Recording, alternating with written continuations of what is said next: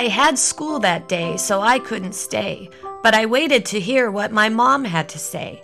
I asked about something my teacher had said, that our country was split between blue states and red. I asked what it meant and if it was true, and which one were we, the red or the blue. My mother told me, "I'll explain it to you. We think the right way, so we're totally blue. Since we're blue, we look forward to how things will change. For us, progress is good, not scary or strange.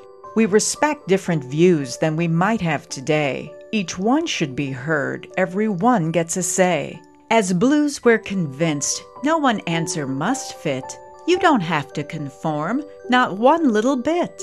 It's not up to heaven to handle our fate. Each person is what makes humanity great. We believe that we all must help those in need, 'cause it takes the whole village to grow every seed. We push for accepting each culture and race. Every one is important, each one has its place. If we must, we'll protest for everyone's rights. A good life, you know, isn't just for straight whites.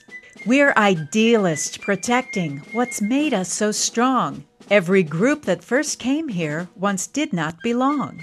Our founding fathers would call it a crime to give it all up after all of this time. We want to protect the power of choice, to stand up for the right, to have your own voice. It's all about doing the right thing at last, moving ahead, not stuck in the past. We're for freedom and change, the potential to grow, trying lots of new things, not just what we know. Our America should be the ideal we teach. To be blue means we practice the things that we preach. She smiled and I knew Mom was proud to be blue. Then she hugged me and said she had things to do. But I still had a question as I sat and I sat. Mom, what about red states? Don't they believe that? And I asked if my teacher was right or was wrong when she said that both states could still get along. My mom looked at me, then she sat right back down and told me all this with a sigh and a frown. The red states have gone with the wrong way to think, and once I explain it, you'll see why they stink. In the red, they're afraid of most anything new. They think thinking itself is a bad thing to do. They tell everyone we're the liberal mob and see each of us as some big city snob.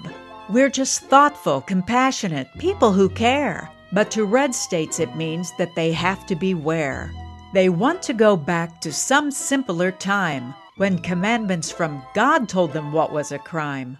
They want to tell everyone else what is right, like whom you can marry or sleep with at night. And when it comes to TV, listen to this. A killing is better to show than a kiss. And some secret agenda cooked up by gays ends life as we know it one of these days. They'll close off our borders, then put up a wall, and English would have to be spoken by all. They can't stand it that someone might not be like them, not follow the pack or join in the hymn. They think college is just for football and such.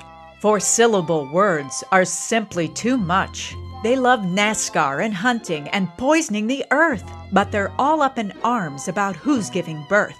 They love fast food and Fox News and talk radio, prayer in our schools and their rifles in rows. With just reds around, there'd be slaves in the South, and those HBO guys would have soap in their mouth. There'd be no vote for women, but they could have a gun. They'd ban dancing and singing and all kinds of fun. And if you admit some American flaws, they'll ask you to leave and take your in-laws.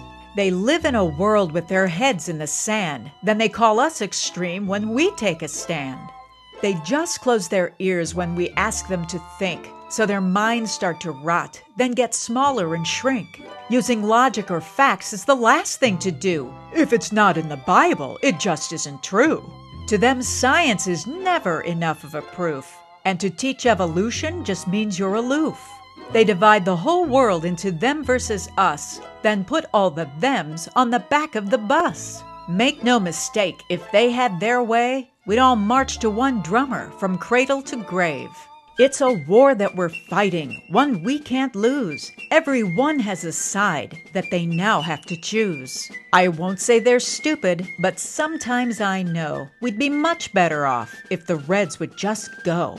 They're against what I know makes America great, and that's why the Reds are the people I hate. So that's what I learned from my mother that day, and I walked on to school, stopping once on the way to meet my best friend and hear what she'd say. And I wondered if she also knew I was blue, and that anyone red just wouldn't do. If she thought that our teacher was wrong, that we must all agree for us to be strong, and there wasn't a way we could all get along. So I asked her the question going round in my head. If blue states are so smart, why are so many red?